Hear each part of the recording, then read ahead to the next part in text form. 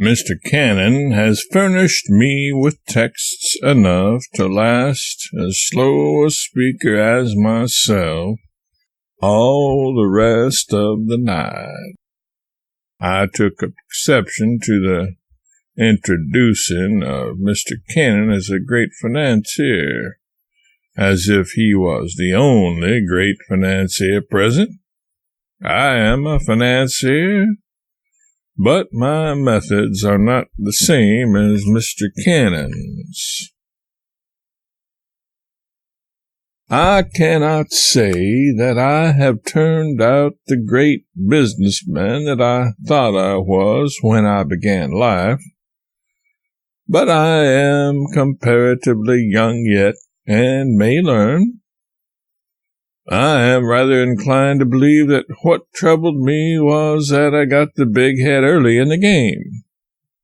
I want to explain to you a few points of difference between the principles of business as I see them and those that Mr. Cannon believes in.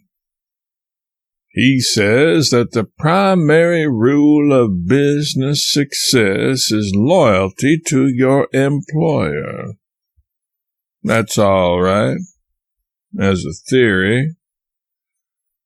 What is the matter with loyalty to yourself? As nearly as I can understand Mr. Cannon's methods, there is one great drawback to them. He wants you to work a great deal. Diligence is a good thing, but taking things easy is much more restful. My idea is that the employer should be the busy man, and the employee the idle one. The employer should be the worried man, and the employee the happy one. And why not? He gets the salary. My plan is to get another man to do the work for me. There's more repose in that. What I want is repose, first, last, and all the time. Mr. Cannon says that there are 3 cardinal rules of business success. They are diligence, honesty, and truthfulness. Well, diligence is all right. Let it go as a theory. Honesty is the best policy when there is money in it. But truthfulness is one of the most dangerous. Why, this man is misleading you. I had an experience today with my wife which illustrates this. I was acknowledging a belated invitation to another dinner for this evening, which seemed to have been sent about 10 days ago. It only reached me this morning. I was mortified at the discourtesy into which I had been brought by this delay, and wondered what was being thought of me by my hosts. As I had accepted your invitation, of course, I had to send regrets to my other friends. When I started to write this note, my wife came up and stood looking over my shoulder. Women always want to know what is going on. Said she, "Should not that read in the third person?" I conceded that it should, put aside what I was writing, and commenced over again. That seemed to satisfy her, and so she sat down and let me proceed. I then finished my first note, and so sent what I intended. I never could have done that if I had let my wife know the truth about it. Here's what I wrote. To the Ohio Society. I have at this moment received a most kind invitation, 11 days old, from Mr. Southard, President, and a like one 10 days old from Mr. Bryant, President of the Press Club. I thank the Society cordially for the compliment of these invitations, although I am booked elsewhere and cannot come. But I should like to know the name of the lightning express by which they were forwarded.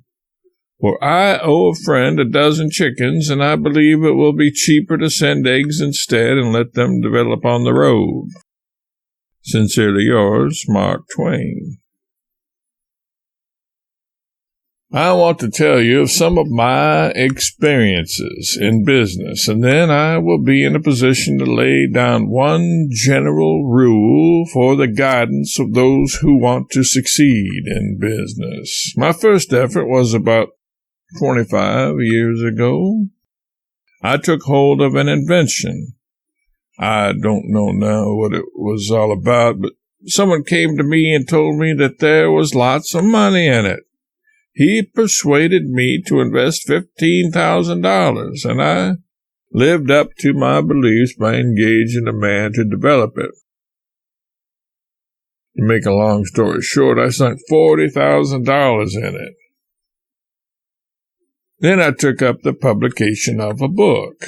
I called in a publisher and said to him, I want you to publish this book along lines which I shall lay down. I am the employer and you are the employee. I'm going to show them some new kinks in the publishing business, and I want you to draw on me for money as you go along, which he did. He drew on me for $56,000. Then I asked him to take the book and call it off, but he refused to do that. My next venture was with a machine for doing something or other. I knew less about that than I did about the invention, but I sunk $170,000 in the business, and I can't for the life of me recollect what it was the machine was to do. I was still undismayed. You see, one of the strong points about my business life was that I never gave up. I undertook to publish General Grant's book and made $140,000 in 6 months, and lost it all in the next 6 months.